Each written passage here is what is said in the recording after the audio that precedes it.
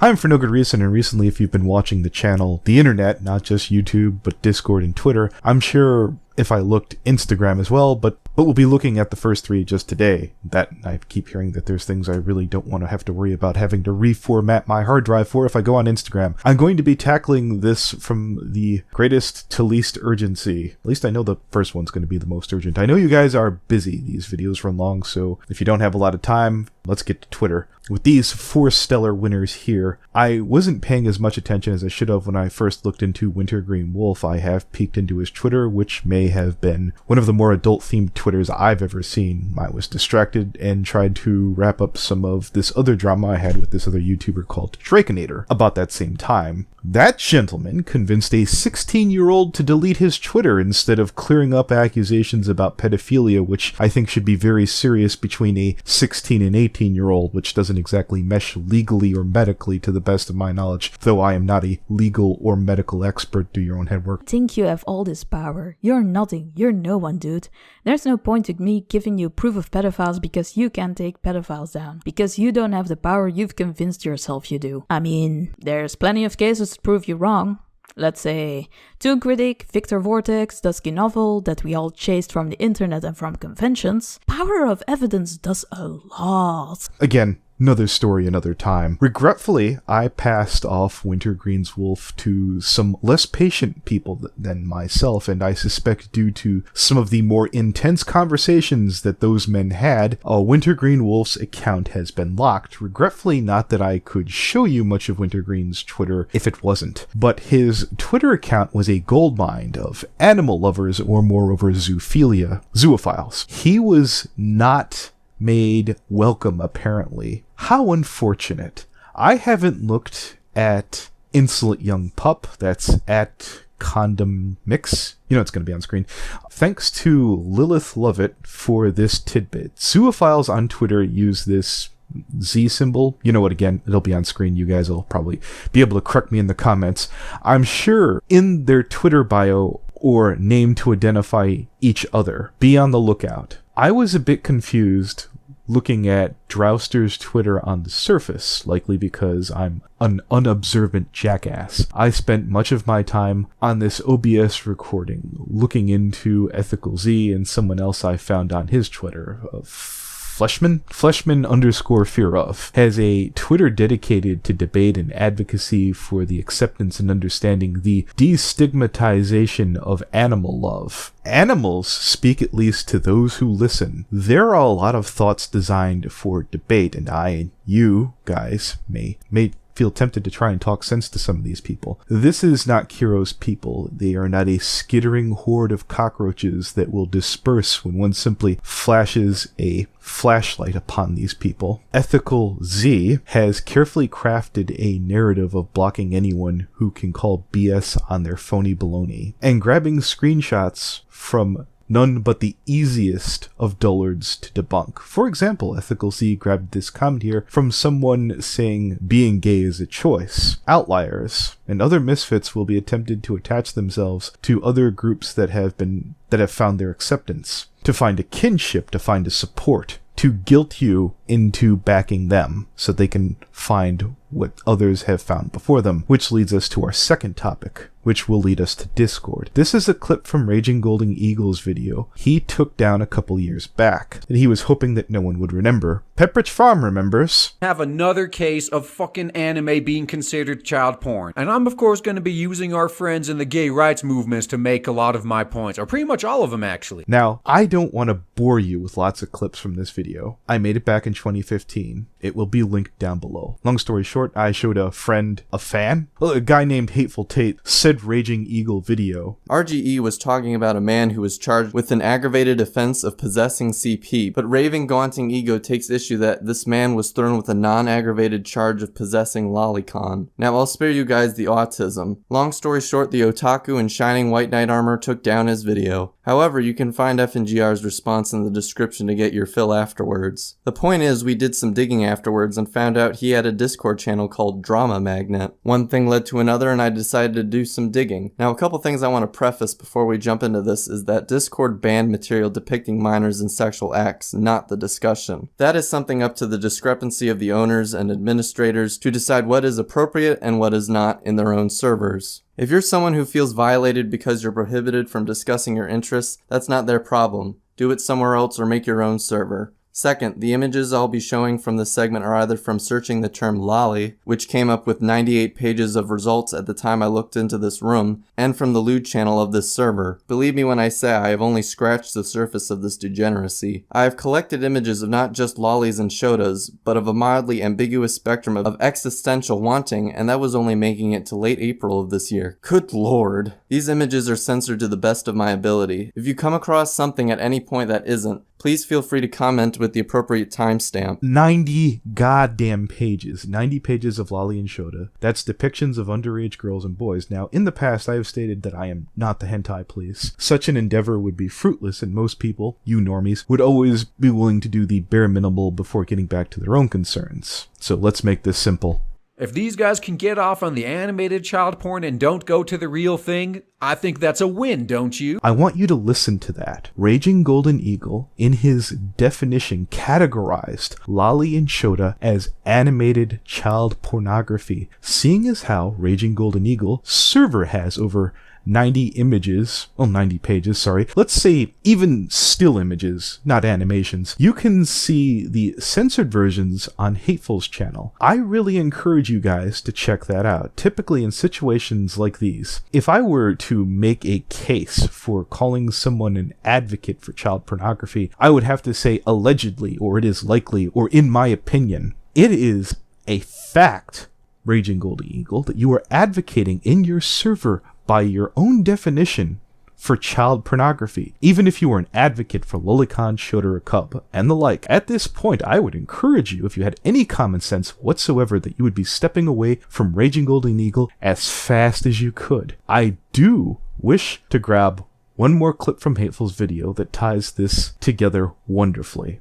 Welcome, ladies and gentlemen, to my newest series, Discord Transparency. For those wondering when the next chapter of The Hateful Show is coming out, it will be uploaded in due time. The saying, good things come to those who wait, is one I'm sure that we're all familiar with, but I for one can wholeheartedly disagree with such words due to the circumstances with Discord. So back in February 13th, 2019, Discord tweeted out a Medium article which entitled Changes in New Terms of Services. One of significance is the banning of material that depicts minors in sexual situations, suggestive or otherwise. This includes cub porn, lolicon, and shotacon. The Twitter also made an announcement that they'll be submitting their quarterly transparency report soon. Put quite simply, it is a collection of statistical data that a company makes public so people can be aware of the activity of their user base. Fast forward to now and there has been no report made. I'm assuming since they made this announcement in February, they have until June to put this out, or they've already missed the deadline with the passing of April. I'm a bit disappointed.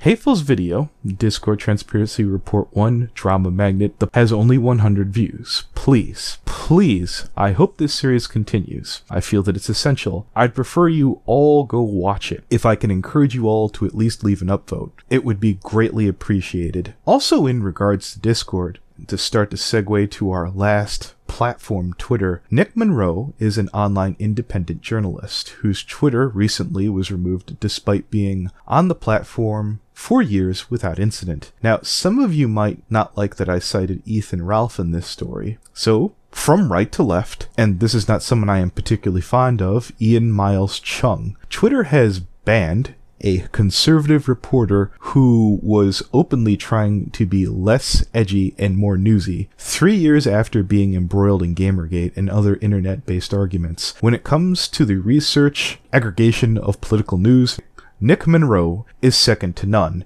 Anyone within the political sphere, whether it be on the left or the right, is familiar independent journalist who goes by @NickMonroe112 on Twitter, or at least he did until Twitter banned him Tuesday. Known for his investigation tweet threads involving topics such as Antifa, online censorship, to the latest happenings on social media, Nick Monroe was often cited in conservative news outlets, including Breitbart, Daily Caller, PG Media, and others, to name a few. More personal grief on the matter is that Nick Monroe helped keep an eye and expose Discord for failing to go after cub porn that is drawn depictions of anthropomorphic children, and helped lead to the policy change of banning the content by raising awareness and forcing Discord to at least pretend to remove furry members on their Trust and Safety Commission. This individual by the name of All the Foxes, who was, if I'm remembering correctly, an administrative member of staff?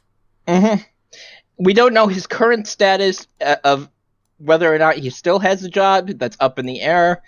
I have seen so much conflicting information about that that it's better to just, wash your hands of whether or not he's working there, but he had worked there. As stated earlier by Hateful Tate, there was a deadline that was supposed to be reached in April. It is now May, for a report to help show what steps Discord has taken to clean up the platform. That never happened. And one of the ways we had of policing Discord's furry problem is now gone. I won't say that Nick Monroe was a flawless man, or even a particularly entertaining one, but he was certainly an essential cog in a machine, whether that machine wanted him there or not. Recently, being an old, aging, out-of-touch, inept boomer, I found out that there is a Discord site that leads to servers on Discords by tags. Here is a list of servers with the tag Cub. Here is 135 servers with the tag Lolly, and this one's for Brony. There are 0 hits for the term Follicon. Now, I know YouTuber Lily Pete has once said that any number higher than 0 on this most touchy of topics is too high. And I'm sure that there's going to be a bunch of butthurt furries who are going to go out of their way to fix this 0 just out of spite. But as of right now,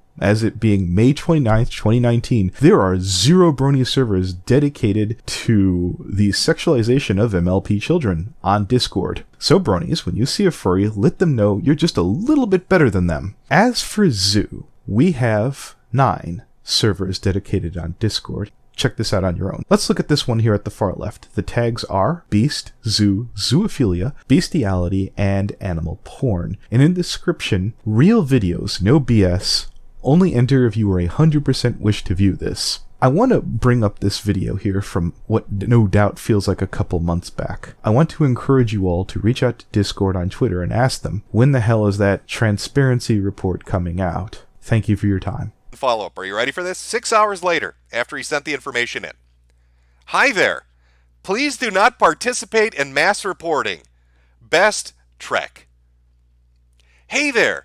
I see that you've gotten a hold of us because people are fucking animals and talking about fucking animals and sharing videos about fucking animals on our service.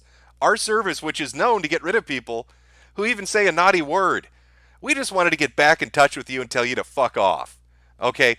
There's nothing wrong with what these people are doing. Clearly you're in the wrong. Don't mass report animal fuckers on our service. Discord loves the rape of animals. We like the idea of banging a raccoon, of fucking a dog, of being covered in horse cum. That's just, rise up, gamers. Bottom text, we live in a society that loves horse dick. That's the motto at Discord. That's what we have up on the fucking wall.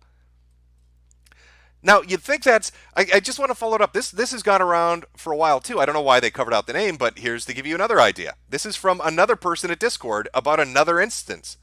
Hello. Generally speaking, we do not consider cub content to be a violation of our terms or guidelines on its own.